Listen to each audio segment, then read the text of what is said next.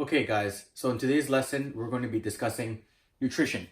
So I like to keep it stupidly simple, also known as the KISS principle. And I'm going to break it down as simple as I can for you so you understand the concept behind the nutrition plan, okay? So I want you to know there are different areas in nutrition that play a big role with your results, with your progress over time. But the biggest component you have to keep an eye on is energy balance, also known as calories in versus calories out. So how much you eat versus how much you burn.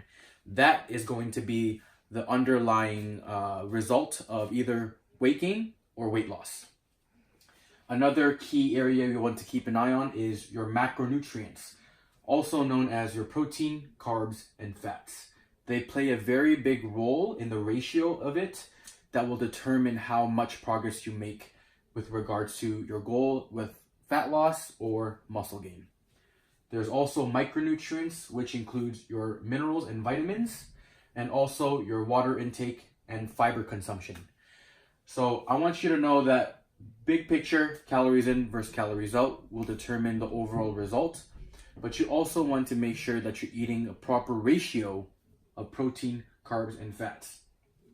Let's say, for example, a person needs to eat 2,000 calories for them to lose weight.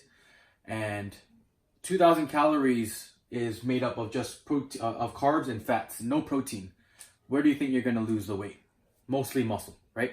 So you're going to want to have an adequate amount of protein in your diet to make sure that you maintain muscle as you lose weight. My general rule of thumb for protein intake, 1 gram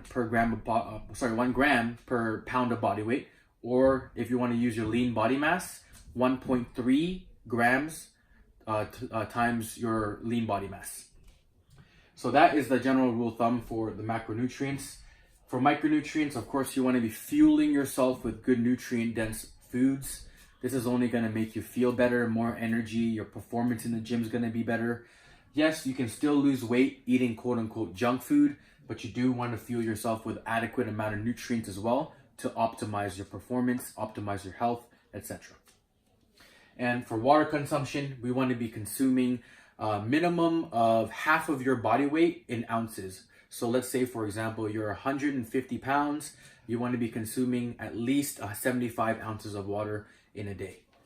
As for fiber consumption, you want to be consuming anywhere from 10 up to 14 grams per 1,000 calories. So let's say, for example, you are eating 2,000 calories in a day, you should be eating a minimum of 20 up to 29 grams of fiber in a day. So those are the main areas that you want to keep focus on during this nutrition plan. And as far as your food options go, it really gonna depend on your own personal preference. So I always provide food recommendations for you to choose from, but you're gonna have to select from that list to see what options work best for you. That way you can sustain the plan long term and you're not following such a rigid, boring meal plan that I prescribe. So how are we going to be tracking this? It's going to be based off an app called MyFitnessPal. MyFitnessPal you're going to want to use to track your macronutrients and to ensure that you're in the rough range of caloric intake. And of course you can track your macros, but I don't necessarily recommend it. So as long as you're eating 2 to 3 servings of vegetables a day, drinking enough adequate amount of water, and hitting your fiber. So those are the key components to the nutrition plan. We're going to be tracking it using the app called MyFitnessPal. It's going to prompt you to answer a bunch of questions that will set up your caloric intake and your macronutrient ratios for you. But I want you to make sure that you're changing the ratios of the macros accordingly to what I have planned. And normally you want to be eating about 45% of your calories from carbs, roughly, I would say 30 to 35% of your calories from protein, and about 20% of your calories from fats.